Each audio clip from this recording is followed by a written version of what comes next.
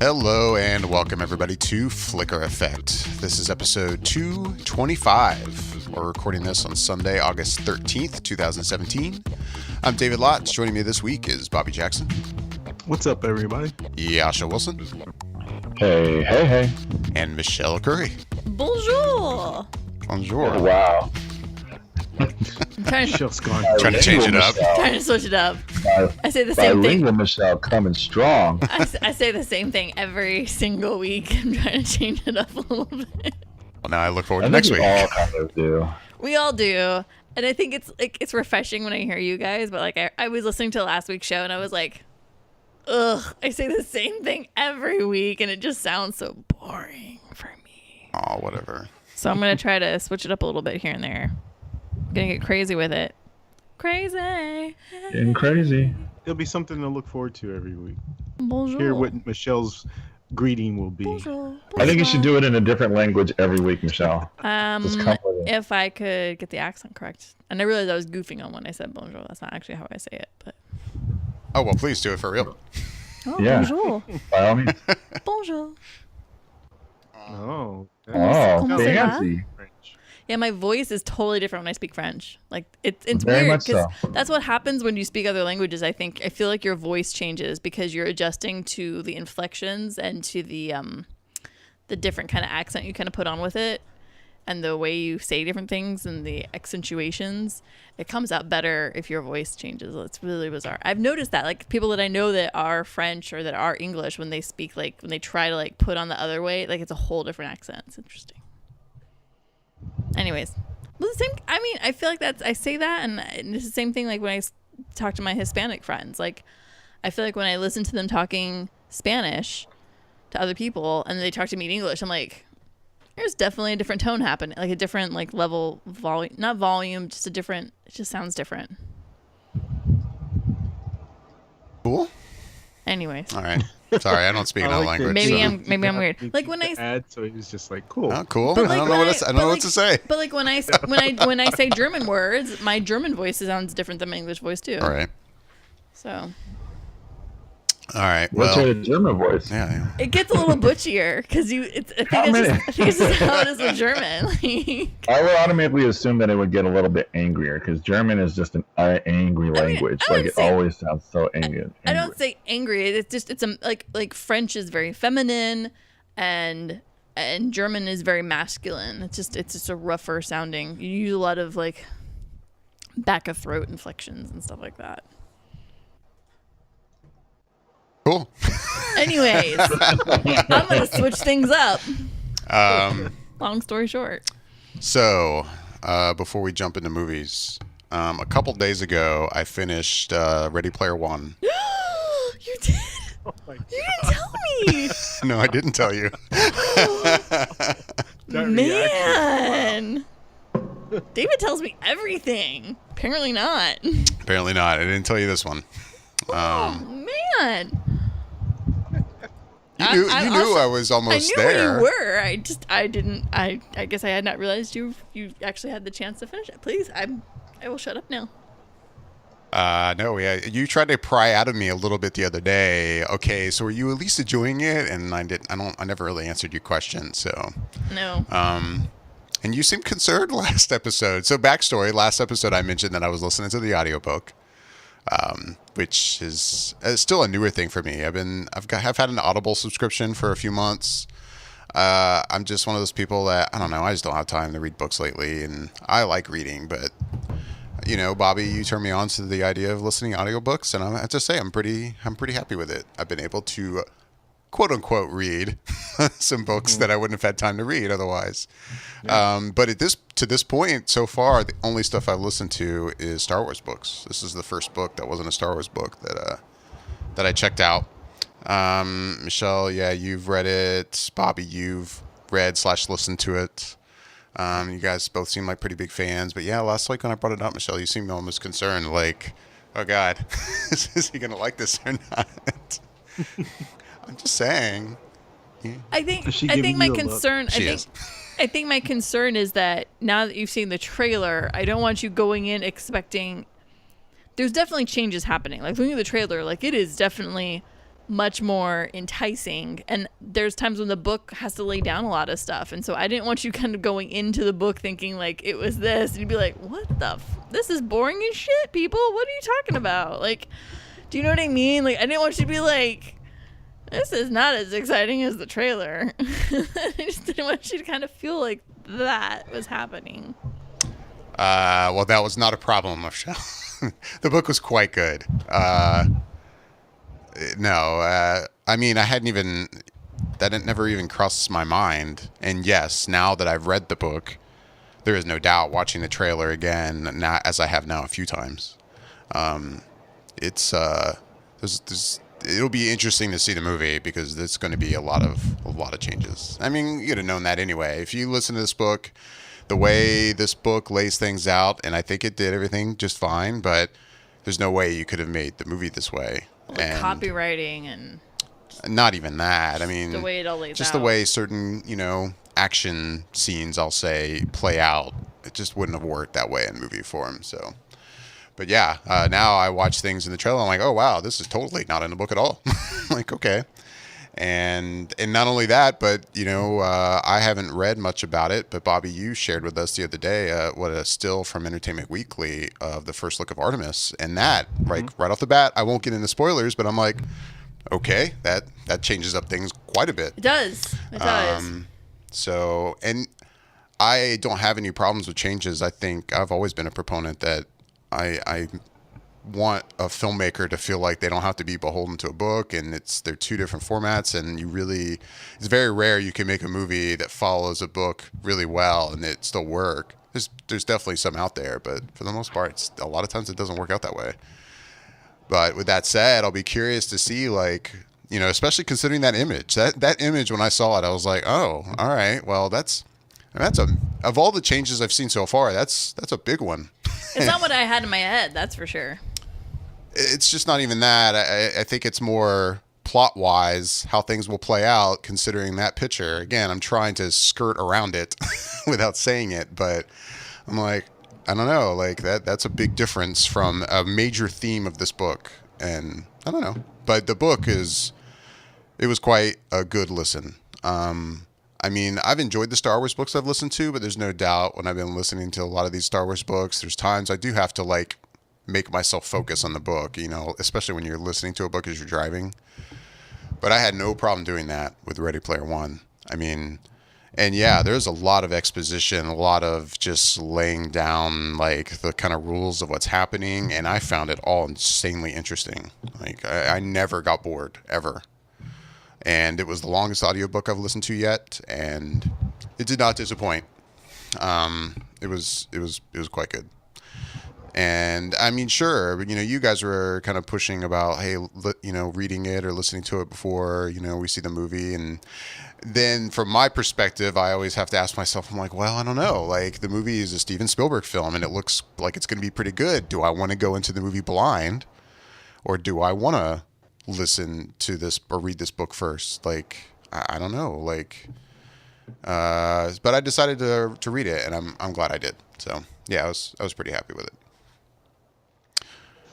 There's one particular thing that happens in the book that I'm curious if they will actually do it in the movie. I feel like they will, just because of the aspect of the scene, and it has to do with interacting, so to speak, with an older 80s movie. I'm sure you guys kind of might know what I mean without me talking about it specifically. Yeah. But it's like having to quote back this movie. Will we see that movie as they're interacting with it in the movie itself? I mean, yeah, that all of that in general is going to be the most interesting thing to see from this movie. Is how many, there's so much stuff that as I'm listening to it in the book that I'm like, oh my God, if I get to see this on screen, like, yeah. And I mean, numerous things that I'm like, this will be a delight to watch on screen if we get to see all of these different characters do what they do in the book. It'll be curious to see what they were able to pull off and what they weren't. And like the thing you're talking about, Bobby, that would be awesome. I mean, yeah. and something like that happens, kind of later in the book, similar to that whole scene with another movie. And I'm like, I can't imagine if like if you were able to do this in a new film and recreate this Right? experience he's having in this other movie. I mean, and I know this will be frustrating to hear what we're all saying, Yeah. like if you've never read this book, but I don't know. I don't want to ruin anything, but Yeah, I know. it'll be mind blowing if we get to see anything like that. So Mm-hmm. I was listening to that part of the book toward the end, thinking, oh my god, if we get to see this in the movie, this this is going to be insane. But Yeah. yeah, there's a lot of moments like that. A lot of characters that we have in the book that, and yeah, you already see a lot of that kind of stuff in the trailer. But a lot of the stuff we see in the trailer are characters that weren't referenced in the book. And some that were, but weren't really used in the book, but apparently they are in this movie. And And I think that harkens back to what Steven Spielberg was saying to you guys at the panel at Hall H and Comic-Con, that he did make some changes, and I think he made changes that were slightly more well known to the general public. yeah, and that things was that something he I can was get thinking about too. licensing for. Quite honestly, what can you get licensing for and copyrights for? Like, there's a lot. There's so much. They did kind of address that in the panel, Right, actually, exactly. Because I remember him saying I think it's actually the creator of the book Mm-hmm. who had mentioned well, it would be hard to pull off, but that's why you go to a guy like Steven Spielberg because he kind of knows Right. the people. So it's like, yeah, Right. that's true. I guess Steven can if use his anyone own is able to stuff. get permission for some of the properties, it would be Steven Spielberg. Right. Yeah. Steven can use his own stuff. He can go to other production companies that he's used in the past, and they would quite quickly give him the rights to whatever he wanted to, I feel. And so I think it worked out really well. But yeah, I'm sure that there were a few roadblocks that he hit in making it, and he's just like, oh, well, screw it. I'll just put in this one then instead. And it's Yeah. fine. Like, he's making substitutions, and from what I can see, I'm down with the substitutions. It's cool. Like, it's fine with me for him to not go so deep into a realm of pop culture during a certain time frame, and if he wants to get a little more in the normal population consensus of knowledge, that's fine for me. Like, I'm totally cool with him referencing things that are more well known for more people to enjoy the film. That's fine. That doesn't upset me at all. Right. Well, I think the other cool part about it too is that whatever he uses, if for a certain generation of people, they'll get the references, and another generation probably won't. But it will cause them to maybe go back and look at this stuff and No, exactly. relevance to something that's older. No, exactly. I mean, like, even when I was reading the book, there were probably 2 or 3 things that I had to be like, so Google, like, I was like, what the what? Like, and most of it I knew quite a lot of it, but there was probably 2 or 3 things I was like, shit, I've never heard of that. I was like, let me get on my trusted friend Google. Right. So yeah, but between the book and the movie, so you enjoyed the book. Let's just go back to that. Yeah. Very happy. I was very happy with the book. And I- anybody else that's like teetering on, oh, should I read this beforehand or just wait for the movie? I mean, now as someone who has read the book, I how can I say like you should read the book? Because then we don't know what we're going to get from this movie. Maybe this movie won't be any good. I mean, and not just, Steven Spielberg's a great director, but I mean, there's a couple of movies of his I'm not a fan of. For the most part, though, he's quite amazing. Yeah, we never know. But all I can say is I know the book is good. So The book is a good read. read the book, enjoy the experience. I highly recommend it. And yeah, if you're someone who hasn't done the audiobook thing, I mean, it's read by Will Wheaton, and he does a pretty amazing job with it. It's a joy to listen to. So, yeah. Yeah, which is a lovely Easter egg on its own. Yeah. But so we have to wait for this film. It's September of next year? No, it's March of next year. March of next. Oh, thank God. Well, it's funny because In my head, I'm thinking I've got a whole nother year. as I finished the book, I realized even though I had just been in Hall H for this panel, I realized I guess I never really honed in on a release date since I hadn't read the book yet. And now that I've read it, of course, I'm like, all right, when's this movie coming out? And I, for some reason, thought it was sooner. I was like, March, fuck. Like, damn it. For some reason, I thought maybe this was like a Christmas release or something. I'm like, damn, this is so far away. It's I mean, it's not definitely that far, but 2018. it's some time. Definitely 2018. Yeah. I'll be really curious to see what a runtime is on this one. I'll be curious about a lot of things, but Yeah. yeah. I'm so happy you liked it. I really got a kick out how worried you seemed last week. I was like, oh God, she has no idea that I'm really enjoying this book, but I'm not going to say anything. Well, because you don't tell me things. At least in this reference, you don't tell me things. Right. In this kind of context, I would say. I'm actually thinking about picking it up actually this week and rereading it. That's the funny thing. You know what? I so much enjoyed even just listening to it and kind of I feel like being a part of the story, but I could almost go back and just immediately listen to it again. Like I will, because I've been listening to it straight for like a week and a half. I think it was like, now when I get in the car to go to work and back, I'm like, oh, I guess I'll just listen to NPR again or podcasts. You don't want to go to the real world. no, I'm telling you it. right now, based on what's happened this weekend, you don't Oh. want to listen to the real world, dude. No, I know. I'm going to stay away. away. Go back to the Oasis. From nonfiction. Keep your life in the Yeah. fiction. Just Little don't, Ace. dude. Good old Oasis is there for you. It'll hold you and cradle you. Get me through. Yeah. Now we just need Yasha to check it out.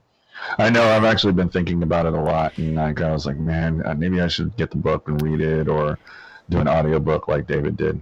Yeah, Yasha, I highly recommend it. I mean, I knocked that bad boy out. I didn't think I was going to read it as quickly as I did. And like, I found myself just going, oh, it's 12:30. Okay, 10 minutes more. Oh, it's 1:45 in the morning. I need to go to sleep because I have a job to go to. Like, it just, it sucks you in. So you read much quicker and faster through that book than I've done quite, I mean, probably not since the Potter books. I mean, I was in the zone with that Right. book. Like, I just kept going. And same thing with the audiobook version. Like with the other Star Wars books I've listened to, I'll listen to them quite a bit, but then I'll get in the car and be like, okay, I need a break from it. I'll listen to music for this trip. But this, like when I started listening to Ready Player One, and if I was in the car, I was listening to this book. I never altered Right. from I had to keep going and keep going and keep going. And then when it did end, I was like, oh fuck, it's over. I'm like, I really thought I had like another 30 minutes or at least like, oh damn, that's it. Oh, okay. I mean, it was a good ending, but fuck. Right. Yasha, if the three of us can't sell you on it, dude, I don't know who else can. No, that's the thing. Is like you guys are selling me on it, and I'm like, well, David took the time to do this. Bobby's done it. Michelle's done it. Everybody's done it, and you guys are raving about it. I mean, it's not like I don't have time because it doesn't come out for a while. But man, I really just I should just get on it. I kind of want to pat myself on the back because I'm the one that read it first, and then it was like, oh, this is this great book, and then Bobby went and listened to it, and Bobby was like, oh my god, this is a great book. Like, I just want to be like, yep, that's right, yay me. Yay, Michelle. Okay, Michelle. Okay, I'm done. Sorry. All right. With that, box office numbers. Number one this week, Annabelle Creation. It did pretty well. It did really well for a movie that I haven't even been thinking about. Yeah, that I only Yeah, care right. to see. It came in at number one with 35 million. What? Yeah, Jeez. You crushed it at the box office. it did. Dang, yeah, it did. Did anybody see it? Nope. Nope. I was going to try to, but couldn't squeeze it in. So I'll be checking it out next week. My thing is like I'd actually really like to watch the first one before I watch the sequel. So that's actually one of the reasons why I didn't go and see it. Right. That's a valid excuse. My excuse is that I just don't give a care. That's what I figured. All right. Well, there's Okay. that. There is that. Yasha has a much better excuse than I do. Hey, if you don't like it, you don't like it. I just don't Well, care. it looks creepy as hell. So it's like I'm kind of like interested for that. It's like I like, I'd be interested in watching it for that. But At number two was Dunkirk in its fourth week in release, Wow. with 11.4 million, bringing it I up. got the chance to see it. Oh, that's right. You hadn't seen it yet. Oh. I was so thrown off by the fact that you hadn't seen that movie. I know, I dude. really I thought know you had you seen it. You were. But yeah, that brings it up to 153 million. And so you saw it. Michelle and I talked about it last week. First of all, I have to ask, how did you see it? What was the format? I went ahead and spent the money and saw it in the IMAX 70 millimeter film version. Yes. Yeah. Jealous? So I have to say, as far as seeing it in that format, the odd thing is that it looked great. It really did. But I feel like if I had watched the 70 millimeter in the IMAX with the digital version, I probably would have been okay.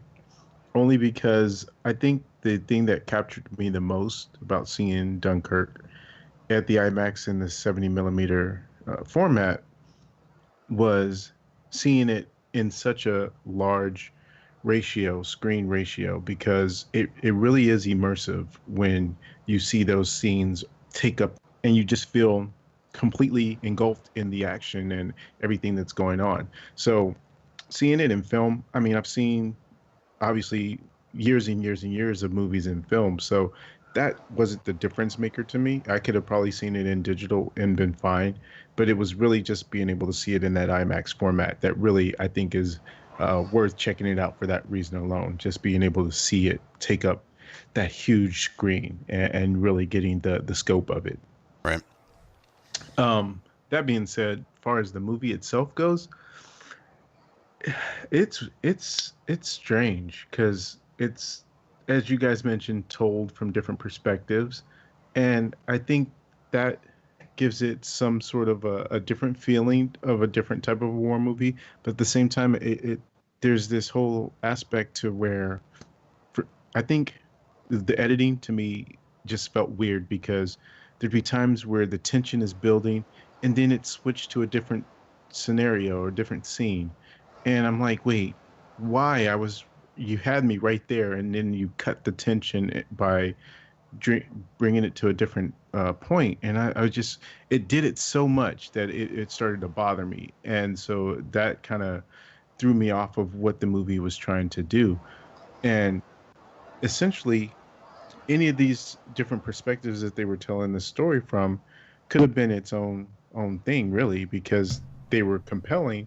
But I just, it just felt like the story kept undercutting itself by switching different times. And then there's I don't remember how much you guys got into it last year of the timing, the time in which things are taking place was very confusing, because you'd see things happening and then it switched perspective again, and then that was happening prior to what you just saw or slightly after. It was very weird and disorienting. And so um it's it's difficult to really say in terms of how I feel about it overall, other than to say that I I enjoyed the experience of seeing it in the IMAX. Um, I think the movie has a lot to say as far as this battle is concerned, and that message of being able to go through something like this and come out on the other side of it. But just the way it's told is still what kind of throws me off in terms of being able to just say go see it to everyone, because it is weird. And I think unless you're kind of ready for that, you might kind of come out of it maybe not disliking it, but just really confused by the whole thing. But overall, I do think it's an experience to see, if you're going to go see it, to go see it in the IMAX, because it really is sort of like this larger than life kind of movie where Nolan does a good job in terms of how he stages these scenes, and what you're able to take in and really experience, as if, like, especially like the dogfights, it really does like show everything when you're there, and those scenes are intense and gripping. So there's something to be said for seeing it in the IMAX format. But for the movie itself, if you just want to go see this war movie, I think you have to kind of readjust your expectations for what you're going to experience when you go into it. Well, sounds like your opinion's pretty similar to ours. Yeah, it does. Yeah. But I'm glad you saw it in that format, because, I mean, yeah, I think I would say kind of like, it sounds like what you're saying right now is that if you are going to bother to go see this, if there's a reason to go see it, it would probably be that, you know? Mm-hmm. I can't imagine really recommending seeing it if you're just going to go see it in a regular, you know, I want to say 35 millimeter, but obviously not that, but, you know, digital projection in a regular movie theater is not. I don't think it's the best move. Cool. All right. Number 3 at the box office was another new release, The Nut Job 2, Nutty by Nature. Yes. Yes. Oh yes. Dude. Coming in at Naughty by nature. just under 9 million. The sequel everybody's been asking for. Oh, yeah. Oh God, yeah. God, yeah. I got to say it's something when a new animated movie only doesn't even pull in 10 million. I don't know. Yeah. that says something. Yeah. Because And it's not really going up against a lot either. my That's kind of the response thing. my response to you saying, "Oh, the sequel everyone's been asking for," sarcastically is like, "Well, but it's animated, it'll pull in money, but actually this one, Yeah. maybe not as much." Yeah. So much for that. Dark Tower came in at number 4 in its second week, dropping almost 60% to 7.9 million. Yeah. The Emoji Movie at number 5 with 6.6 million. Did anybody decide they wanted to go see the Emoji Movie? I didn't think so. I just missed that. Yeah, Yeah? just missed Oh, that. that's too bad, buddy. My schedule. I'm a pretty popular person. I know. It's hard to squeeze things in sometimes. It's tough. Even a movie as desirable It's as the being Emoji awesome. Movie. What was the opening for Emoji Movie? It How actually much did pretty okay. It did pretty okay. Shockingly. It was Well, number it's- 2 It's in last its week? third week in release now. Its opening weekend was 24.5 million. Yeah. Did pretty okay for its first week. That's funny because I'm just thinking in terms of how well the Nut Job 2 did in comparison to the Emoji Movie, and I probably would have bet good money that the Nut Job 2 would have made more money opening than the Emoji Movie. You would think, because it would be something that people are quote unquote Familiar familiar with. with. Yeah. In theory. I will And say Emoji because of my is the kids, Emoji I've seen the Nut Job. I've seen the first movie, so yeah, I'm familiar with it. I'm not saying I want to be familiar with it, but I am. Thanks to your kids, I'm familiar with the Boss Baby now. Oh God.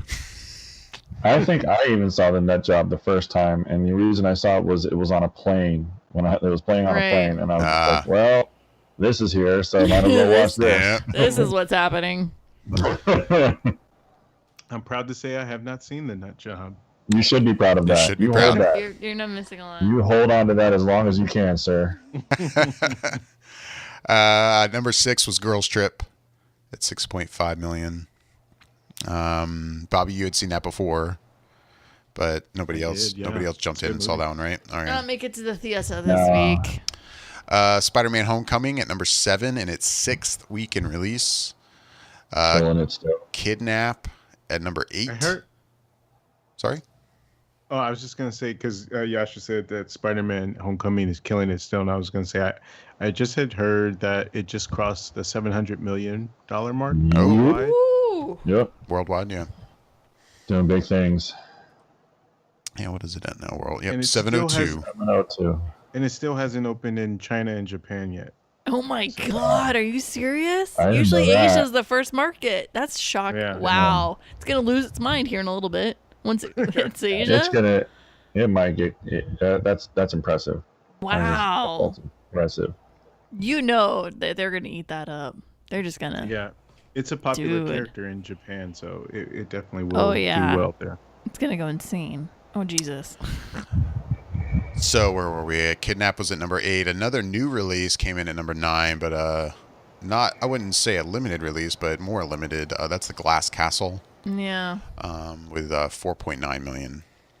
And down at number 10 in its 3rd week in release, Atomic Blonde at 4.6 million. Oh, it's a shame. My heart's a little sad for that. Sorry. Yeah, me too. My heart's Mine a little is sad for too. that because it was a fun film.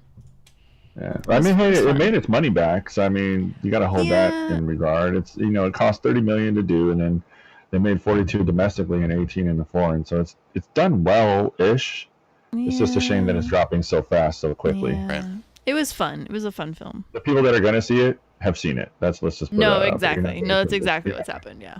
You're not going to convince any new people to be like, oh, you should go check Right. out this movie. Like, Yeah. Oh, okay. Oh, yeah. Did anybody watch anything else that I didn't just mention in the top 10? Michelle, you're getting a look on your face. Not for film, no. Oh, well, TV. counts? What'd you watch on TV? So I decided for funsies to try something that was like, I guess it was the cool new kid in town for Comic-Con this year, and they were promoting the shit out of it in San Diego. And I thought I'd give it a shot because I used to read the author's books. But Oh, I know what you're gonna say. yeah, Charlene. I think I saw the same thing as you. Charlene Harris's Midnight Texas. Oh. And I read True Blood. I read most of them. And I watched the first couple seasons on HBO as I was able to. And I still actually probably should finish that up, truth be told.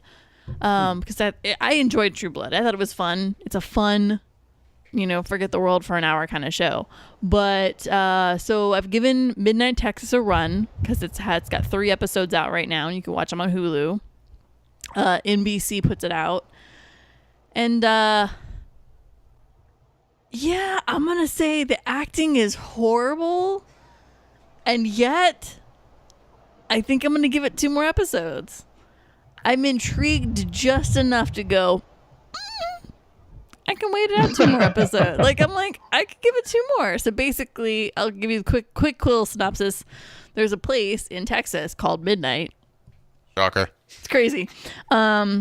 And basically, it's kind of like a safe haven in a way for people of special abilities, say vampires or werewolves or angels or witches or people of the occult or people that talk to dead people. I mean, just anything kind of paranormally not. Good place to go trick or treating. Good place to go hang out, right? It's kind of their little home that they can be safe in a way. And I guess this guy rolls into town because he's evading whatever debts he has in life. And he arrives in town and chaos kind of starts ensuing. And there's a deeper storyline that's going on that I guess will unravel as the series continues on that we'll see. But I don't know. I think the stories have me intrigued enough to go, okay, I'm willing to see it play out for a little while. But I will say, the acting is rough, dude. You have to really kind of get past it. They're pretty. These are very pretty people, but the acting is rough. It is a rough thing. It's kind of a fun ride. It's kind of like watching, kind of a little bit reminiscent of like watching Buffy for me in a way. I'm like, it's kind of fun. Just kind of, I don't know. This is definitely nothing serious in any way, shape, or form based on the subject matter. But it's been entertaining in a way. I'm like, yeah, all right. Give it a go. Anybody else watch this? Yeah, I checked out the first episode, and I would say I'm in line with what Michelle's thinking mostly. The way I came away from it after watching the first episode, I felt like it was one of those shows where it's very easy to have on in the background while you're doing other stuff, and can be able to just sort of digest it in that manner without taking it too seriously, because it's pretty light and fluffy, but it's just does enough to where you kind of will look up and say, oh, okay, that's interesting sort of thing, and keep going on with your day. Yeah, like the one night I was watching the second episode, and I was baking a dessert in the kitchen. So, and the way my place is set up, like I can't actually see the TV from the kitchen, but I have this huge mirror. So the TV reflects perfectly in the mirror to an angle where I can stand in the kitchen and do things and watch the reflection from the mirror to the TV. And so I literally watched it like that. But and I would say, Bobby, watch the second episode. The second episode is actually pretty, I think, is better than the first. This third episode is kind of better than the first, but not as good as the second, if that makes sense. Yeah, no, I mean, that does sometimes happen with the pilot episodes, because they make them so far in advance, and then by the time that they actually get their season order and start really developing the show, they changed up some things or made some things stronger that weren't. And I could easily see how that could be done in this show. And I was intrigued enough, like you said, just to keep going on with it. Plus, there's not anything on right now that I'm watching that's got my attention. So I'm like, yeah, sure, why not just watch the show and just keep it as what it is. It's just kind of a light watching type show that Totally. maybe could get improved and better as it goes on, because there's I think 10 episodes in this first season, so we'll see how Right. it develops. Yeah, I mean, like I said, luckily enough, the second episode I thought was quite better than the first episode. That intrigued me enough to watch it for the third episode. And then the fourth airs tomorrow, so it airs on Mondays at 10 o'clock on NBC. And like I said, Hulu picks it up. So yeah, I mean, if you just need something a little different in life to kind of throw on in the old background while you're paying the bills, that's your show. It's your jam. Do you guys think? I don't know how do we know how the ratings are doing? Like, is it going to I have last? no idea. I don't know. If I were to guess, I would say this is probably not going to be a keeper. But I could be very wrong. There could be a huge following that I have zero knowledge about. I mean, I would say based off of what you're saying, part of me is like, I haven't watched this myself, but I'm like, I don't know if this would last. But I'm also not the person to ask because I'm terrible at this shit. No, Like, I mean, remember am when too. I first watched the first episode of Grimm, I was just like, oh God, this is Oh yeah, terrible. that show is horrific. The first 3 episodes. And I was just like, I didn't even give it a chance past one episode, Yeah. and I was like, I really was like, there's no way this show will last. This Right. is crap. Like, and then It made it 5 seasons? Yeah, it lasted a while. I was like, fuck, I guess I don't know anything. So Yeah, I think this past season was its last, so Yeah, it lasted It for a did while. I'm obviously out of It really touch did. when it comes to TV. Right. No, I mean, I myself, and like I said, like, I feel like the stories are strong in this. Like, I'm watching, I'm like, the stories are pretty good. Like, the basics of the story. Right. And maybe the way they're laying it out isn't the best way to go about them. But the story, like, the basic things that are happening are pretty good. Like, I'm like, that's a good idea. And they're not executing them exactly the way I would think in my head. But maybe they've got another way to go about it. And like I said, if the acting could step it up, I could see this actually continuing on. But the acting, I feel like if the acting doesn't strengthen up really quick, really soon, this is definitely not going to make it. Because it is a little painful to watch. Like, there's definitely times I've just been listening to it and not actually looking at it. Because I'm like, I can't. Ugh. Anybody watch anything else? I did. What'd you watch? I did. I watched Netflix movie Naked with Marlon Wayans Oh. and Regina Hall, and Dennis Haysbert was also in this film. You want to talk about something that you can just put on in the background and just kind of listen to and revisit and watch?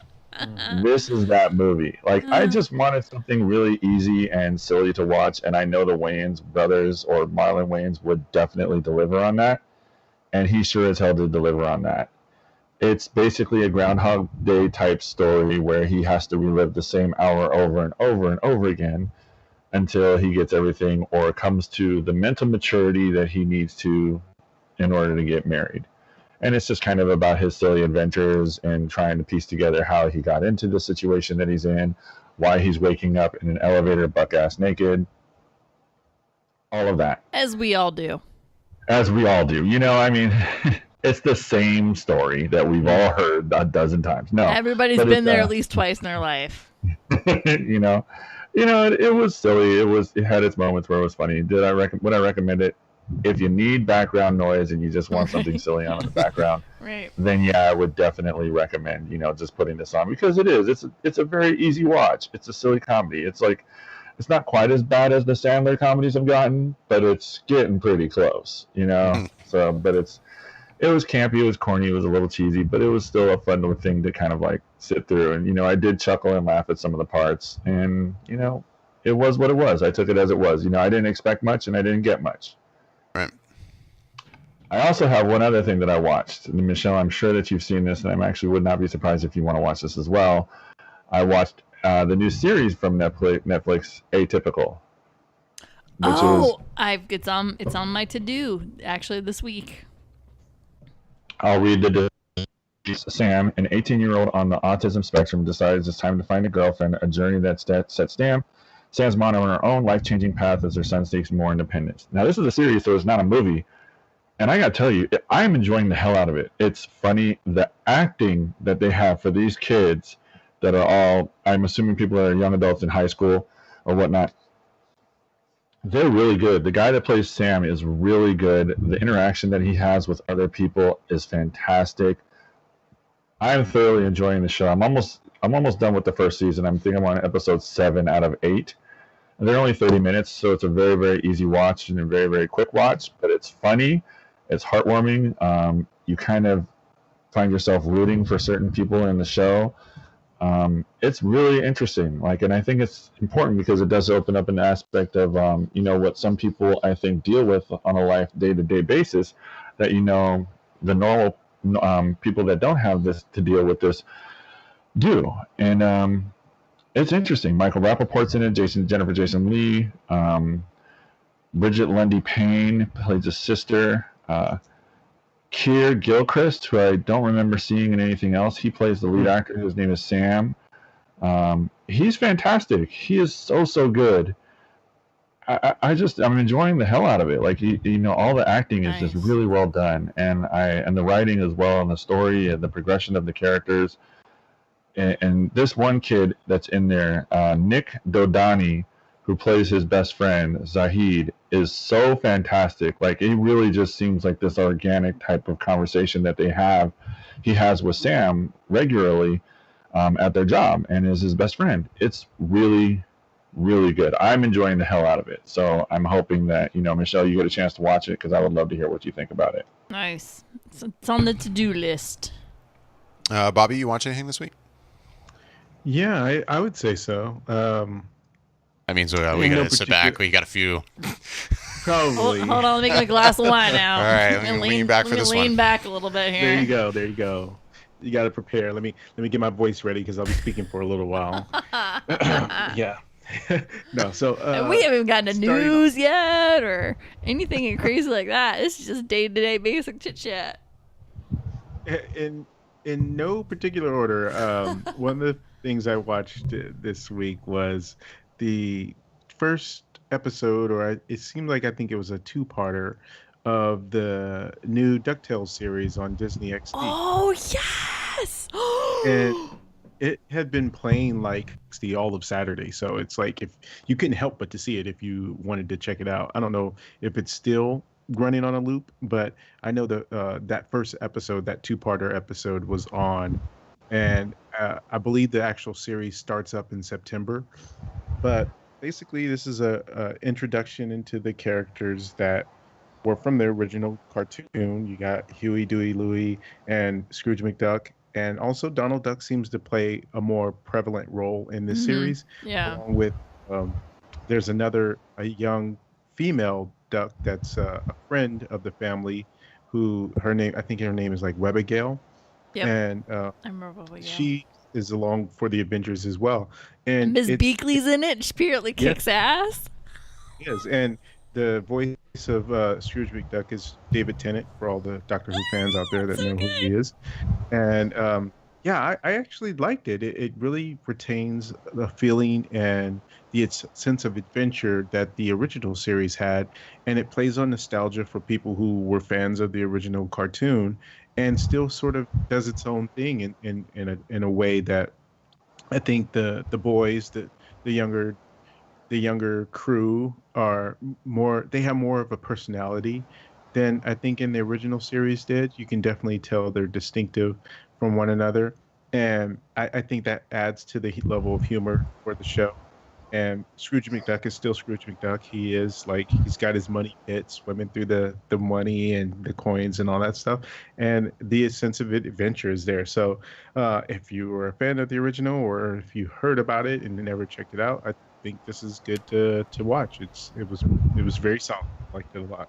I'm super excited. I'm not going to lie to you. So when I was a kid, I loved watching DuckTales. That was my jam after school, dude. That was happening every single day after school. That and Darkwing Duck, dude. That's what was up. And Tailspin. But Disney Afternoon was solid. It was awesome. Dude, it was a solid afternoon after school, dude. I loved it. Okay, so yeah, the Disney Afternoon was amazing. It was so good back then. Yeah, it DuckTales, Chippendales, Rescue Rangers. Right. Gummy bears for a while before Right, it got right. removed. They And got then replaced and with then Darkwing Duck I was and all gonna that say stuff. Darkwing Duck came in, then you had Mhm. Tailspin. Oh God, such good stuff. Yep.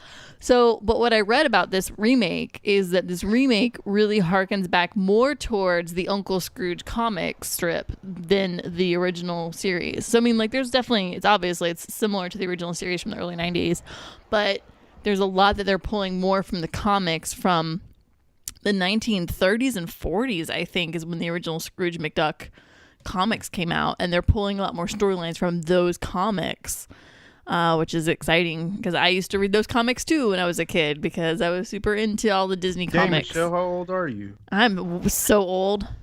You read old 1930s, 40s Scrooge McDuck comics? Well, but they kept, as but a I'm saying that's kid? when it started. Is it started in the 30s and 40s, and they rebooted them again in the 70s and the 80s. But it harkens back towards the original comics. A lot of this new reboot series, believe it or not, the storylines do at least. But I mean, they republish things too, Bobby. Like, it's not like I'm like that old. I'm not sitting here in like mummy kidding. wrappings. I obviously know you're Jesus. not in your like 70s, Michelle. I was just kidding. I'm hooked up to machines to keep my lungs going. My face has been reconstructed 5 times. Jesus. So that was like one of the things that I watched, and I also had a chance to finish up The Handmaid's Tale, the last 2 episodes, and watch that. And Did you just stand up and clap at the end? it definitely leaves you on a point where you're just kind of like, oh man, I really am anxious to see where they take this in the second season, just because there's things that happen in that, especially within that last episode. I where feel like the you've last been 10 waiting- minutes I just stood there in my living room clapping at the TV by myself. Yeah. It was just like, just me? Okay. Yeah, you've been waiting for this Oh whole my God, it was so good. series and then you get that payoff, and it's just like, oh man, okay, that's a good way to leave me hanging, because if it had left me hanging in a way that was unsatisfying, I would have been more disgruntled about the way that series would Right. have wound up for me. But this was really great, and leads you into a way of thinking the second season is going to up the stakes, but it's going to be in a way that makes sense, and is just going to be a good jumping off point from the way the season first season ended. So definitely was happy with the way that wrapped up. Right. Nice. And I'm so glad you liked it. yeah, absolutely. Another series that I had started and didn't get a chance to finish until this weekend was Iron Fist, and I think I had stopped on episode 7, so I still had 6 episodes to watch, and it was Something was- apparently. I mean, I'll put it this way: Iron Fist isn't a bad show. I think it was just very misguided in the way that, one, it was presented to everyone, and two, in some of the execution of the way that the story goes. And you take this character that's rooted in the comic books as this very mystical character, deep seated in martial arts and mysticism, and then you put him in a show that becomes about corporate politics, essentially, and that's such a boring scenario to be in. But the back half, I think, actually was better than the first part of the series, because then there's more action to it. There's more of the other side of the threat that you don't see initially presented in the first half. And then it starts to go a little bit deeper into the first half of that, as the politics of the corporate aspects of the show. It gets a little bit deeper into that, so that starts to take off a little bit more, and you see certain things happening there. And I think where overall the show kind of, I think, misrepresented itself was that when the other shows, Netflix shows, started, there was a sense that these characters, you knew that either you were coming in on their origin stories or very early in their careers. Whereas with Iron Fist in the comics, when Iron Fist becomes the Iron Fist, he's a fully formed character. He has gone through all this training. He has all these abilities, and he is at that point essentially the hero he needs to be. But this series presents it in a way that even though he's the Iron Fist, he's still learning, and he hasn't completely become that hero yet. Journey to becoming the Iron Fist, which is completely different than anything they've ever done in the comics. Because once he's Iron Fist, and there's no more sort of learning, quote unquote, learning to do. So it was weird that they did that with the series, and then they never presented it in that way. Anything that I ever read about the series before it started never mentioned that he was kind of sort of going through this phase of becoming Iron Fist. And then sort of, I think as the show came out and people started talking about it and reviewing it, people were then saying, oh, well, he's not quite there yet, and he's learning. And so it was kind of weird that they didn't present it in the way that would have made more sense to people if they came into it knowing that he's not who he needs to be just yet. And I think that would have maybe adjusted people's vision going into it. So overall, I'm glad I at least finished it, because next week we get the Defenders coming out. So Right. glad to at least say that I got all of them finished before the Defenders comes out. When does Defenders drop? On the Friday next week? Friday. Yeah. Friday. Was that Friday, August? 18th. That sounds about right. Yeah. I mean, what took you so long to finish this, Bobby? Like, I mean, I just you didn't started really get it. into it. Yeah, I mean, you started it and then you kind of faded out and just stopped watching it. Like, I'm Yeah. I'm assuming Not like a into lot it. of people, like, you just weren't as into it as with the past ones. Like, everybody seems Exactly. like they were just not feeling this as much.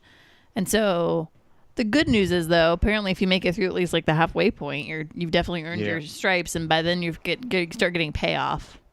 Yeah. it was a little bit of payoff, but I still feel like it was definitely the weakest one out of all Right. these series so far, even including, I mean, the sequel to Daredevil season 2 was amazing. And, this to me it kind of still falters a lot when it comes to the consistency of what Netflix and Right. Marvel have been bringing to the fans, with these characters that they've acquired and that they're, developing. I mean, I was really, really bummed as to how the show kind of dragged on. I mean, I powered through it and I got through it. Maybe I'll watch it again. But it was, to me, I just really felt like it was just okay. And I think I still stand by what, actually, I think you said it before, Bobby, is that, we're getting a Kung Fu show without any Kung Fu. Like it just really kind of lacks in a lot of that development and a lot of that, those fight scenes, and they all just kind of, it seems kind of weak in the long run. Yeah.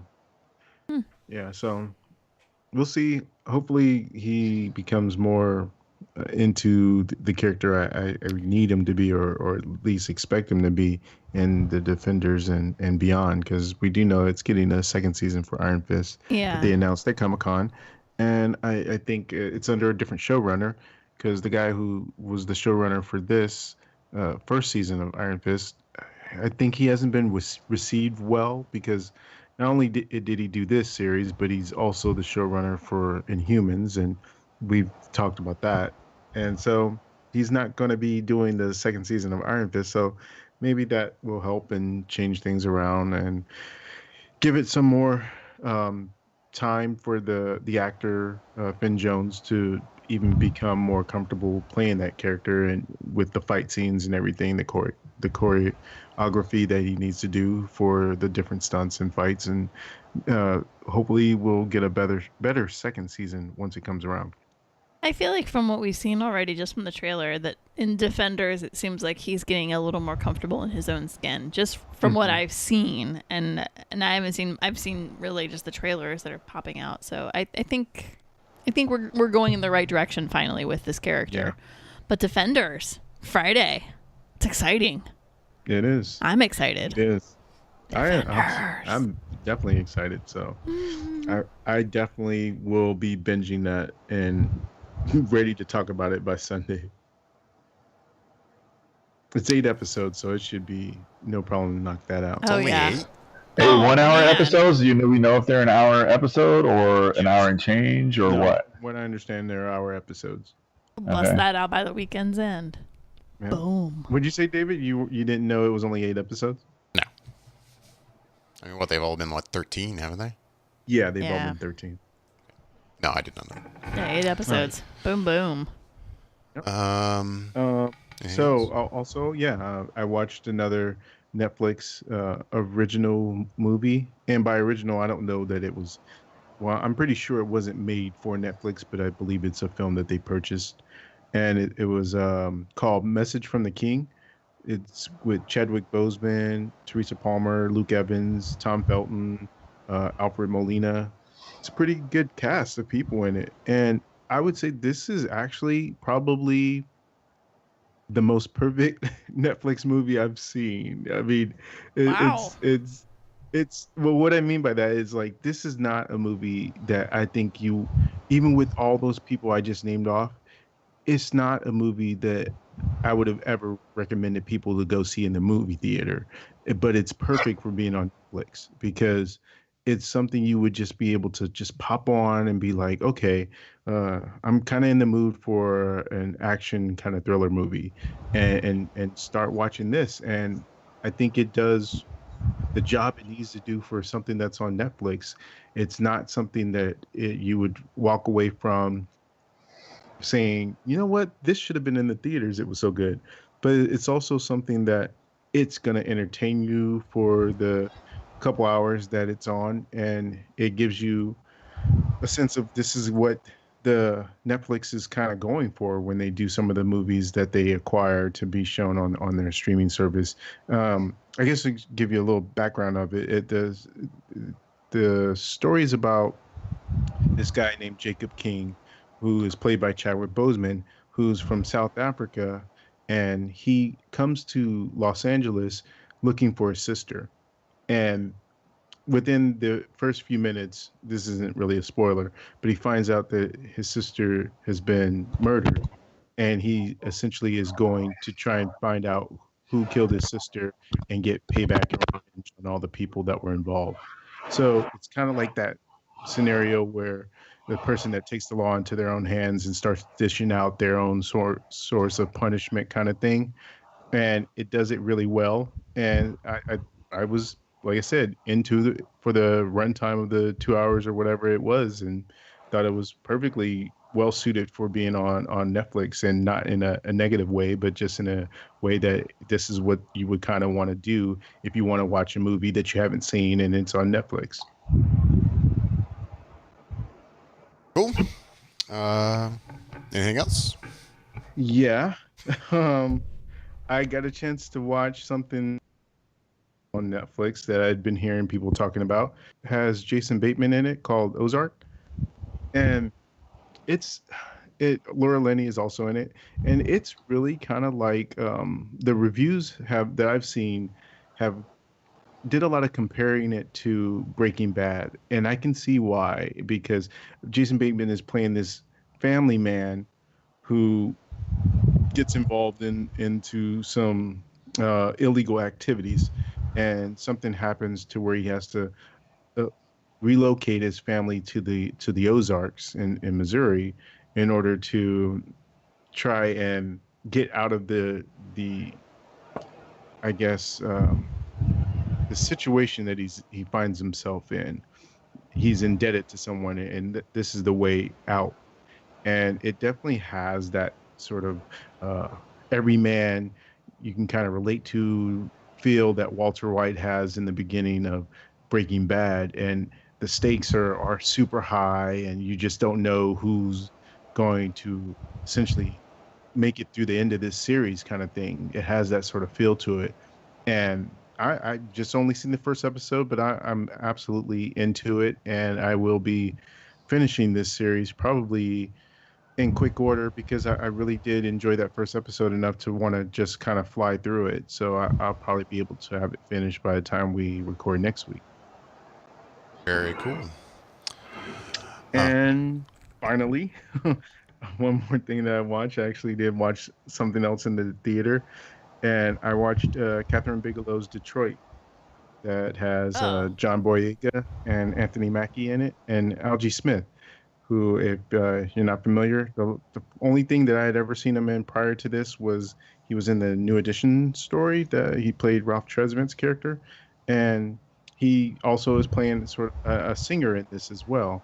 And this story of Detroit is about the riots that were happening in Detroit, and there was an incident that happens at the Algiers Hotel, in which these young African American men are brutalized by the police, and it's intense. Like, I will definitely say this is a movie that it's not something you would go see if you just want to just check out something in the theaters. This is something you would have to specifically want to go see, because you're going to leave the theater after seeing this feeling like upset. I mean, it's gripping. I mean, at times it's heart-wrenching. Even at other times it plays out in a very terrifying manner, and it's just gets you worked up, and it's not for someone who just feels like they just want to go and see something that might not be too heavy, because it's very heavy. It's dealing with all the racial tensions of the city at that time, and with the police really, at least within this instance of this part of what the story is portraying, not caring. And one of the other actors in the Poulter, who's really, really good in the film. And he's just been, in everything I've seen him in so far, been really good. Because I guess the first thing I ever think I really saw him in was that comedy We're the Millers. And he plays such a doofy sort of, kid in that you just think of him as sort of like someone you would never really see again in anything. And next time I saw him, he popped up, plays like this really completely different character that's almost a bit of a was in We're the Millers. And so you see him in that, and then I saw him in The Revenant. So he was good in The Revenant from the scenes that he had. And the other part that I remember at the time, he was supposed to be cast as Pennywise for It, when it was supposed to be Fukunawa, I think, who was making it. Who Kerry is that his last name? Kerry Fukunawa, I think, who was going to be making it, and then he dropped off the project, and so then they recast. But he's very versatile, and he's extremely good in this. That it's hard to watch sometimes because it's so brutal, but it was absolutely a very riveting movie and an important movie when you think about the stuff that's going on today in the world. And it's just crazy to think that even though this takes place in like 1967, that we still have these issues here in 2017. And it's just a reminder, and shows you that we still have a ways to go with a lot of these issues that still are prevalent in today's society. Yeah, Detroit is definitely a film that, I mean, I feel like I heard nothing about, and then a few weeks ago I was in a theater and I saw a trailer for it, and I was just like, oh my God, I've got to see this film. Like, it just, so ever since then I've kind of been like, I need to see this, and now that it's out, like, I've got to make a point to it, because it looks gripping, it looks phenomenal, it looks like it's very moving, it looks like it raises a lot of questions, and I feel like I, like you said, would leave the theater angry and annoyed, but still hopeful at the end of the day, but frustrated with the past situation and even the current situation that we have in our political atmosphere today.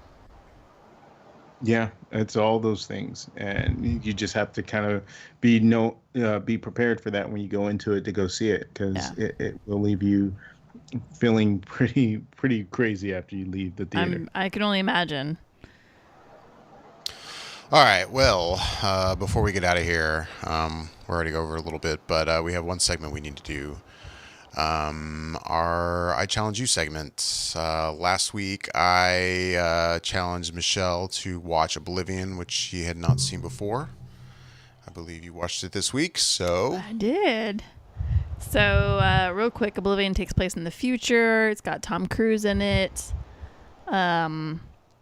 basically the Earth has been ravaged through an alien invasion, and he's working on harvesting, I guess, water for energy to further our civilization. So Oblivion. Okay, so I will say I enjoyed the film. I feel like it's a very traditional, and I hate to even kind of saying this, but honestly, I feel like it's kind of true. I feel like of late, it's a Tom Cruise film that you're gonna get. Like, you go in, and this is the kind of Tom Cruise film you're gonna get. And there's a part of me that feels like in a way, I almost feel like the film could have been heightened if another actor had done it. And I'm not saying that Tom Cruise did a bad job in this film. It almost would have been refreshing if somebody like Jeremy Renner was in it or something. I feel like a fresher face would have probably pulled a little more for me. Having said that, though, the storyline I think is spectacular, and I think the way the story unfolds as the film goes on is done very well. There's a part of me that kind of predicted a certain point, like, this is what's probably going on, this is how it is happening, and that was what actually occurred. Having said that, though, there was a twist that I wasn't expecting, and I was just like, oh, Jesus. Like, when it was revealed, like, it took me aback, and I was like, oh, that's a whole nother level to what I was thinking. But wow, I'm glad you went there. Like, it was a nice surprise. And I obviously I can't say it because it's a huge spoiler, but I will say, yeah, I enjoyed the film. I enjoyed the way it unraveled. And visually, it's quite beautiful. The special effects, just kind of seeing the envision of a ravaged Earth in the future based on the situation that occurred, was good. I would recommend this film to somebody if they were like, I need to watch something on a Saturday night. We're staying in, it's raining, and me and my girl, we're just hanging out. We're doing the whole Netflix and chill thing. I'd be like, well, you can do Netflix, but don't do the chill thing. Just do the Netflix thing. Just watch this because it's actually really enjoyable. And then do the chill thing afterwards, because yeah, it was really it was enjoyable. It's a really good film. Like, it was really enjoyable, and I'm glad I watched it. And like I said, I have nothing against Tom Cruise in this. I think he did a good job, but I almost feel like I could have used a fresher face. Like, I feel like it's kind of on par for him, if that makes any kind of sense. But yeah, that was Oblivion. I liked it. So yeah, I liked it. Yeah, and you know what? It's one of the films I've been wanting to see, and for whatever reasons known to man, I just haven't seen. And I'm glad you challenged me with it. Good. Yeah, I mean, it's a film I liked a lot. It felt like Joe Kosinski was it was almost like a love letter to kind of classic sci-fi stories. Yes. I remember when I was a kid, I had this big, like, one single book. It was thick. It was like a collection of a bunch of like sci-fi short stories that I used to read from randomly. And watching this movie, it reminded me a lot of that stuff. I don't know. I dug it a lot. And yeah, I think I talked about the score last week. I like the score in it a lot, and the score is quite good. And the sound design in it is really good. These drones in it, I forget what they call them in the movie. Drones, I guess. I thought they had a different name, but yeah, I don't know. The sound design of those things and like a lot of the aspects of the movie, I really dug it. No, yeah, like I said, I really enjoyed it. I mean, yeah, no, cool. Very happy with it. Cool. So now you get to challenge somebody to watch something. So now I get to challenge somebody with something. So here's kind of the kick in the pants, though. Like, the people that I want to challenge, I don't know. I don't have anything off the top of my head, and that would be films that I know they haven't seen.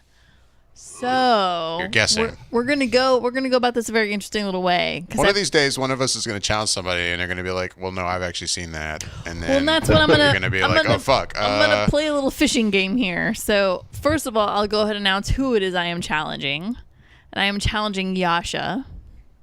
Motherfucker. Okay. You love it. You love me.